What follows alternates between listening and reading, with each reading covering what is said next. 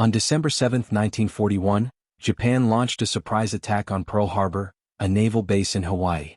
This act of aggression marked the United States' entry into World War II and remains a defining moment in 20th-century history. But why did Japan choose to attack Pearl Harbor?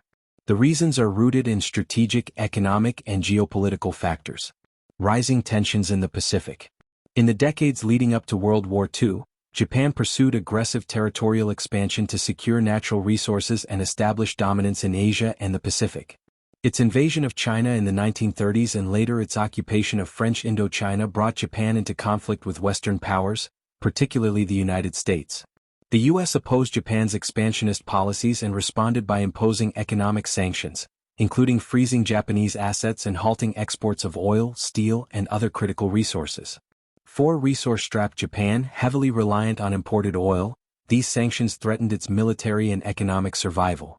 Japan's strategic calculations. Faced with dwindling resources and the prospect of losing its ambitions in Asia, Japan sought to neutralize the one power capable of challenging its dominance in the Pacific, the United States. By crippling the U.S. Pacific Fleet at Pearl Harbor, Japan hoped to eliminate a major obstacle.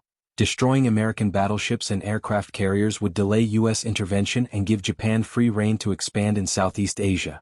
Secure resources. With the U.S. temporarily incapacitated, Japan planned to seize resource-rich territories in Southeast Asia, including the Dutch East Indies, modern-day Indonesia, which was rich in oil. Forced negotiations. Japan gambled that a decisive strike would demoralize the U.S. and compel it to negotiate rather than wage a prolonged war. Why Pearl Harbor? Pearl Harbor was chosen as the target because it was the home of the U.S. Pacific Fleet and the most significant American naval base in the region. Destroying it would ensure Japan's naval superiority in the Pacific for the foreseeable future. Miscalculations and consequences.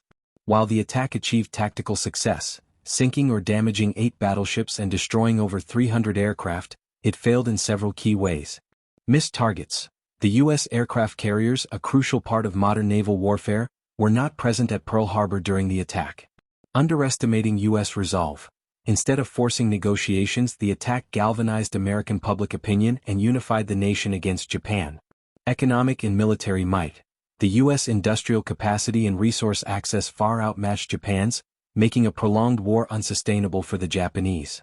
Conclusion. Japan's attack on Pearl Harbor was a calculated gamble born of desperation and ambition. While it aimed to secure Japan's dominance in the Pacific, it ultimately backfired, drawing the United States into the war and setting the stage for Japan's eventual defeat.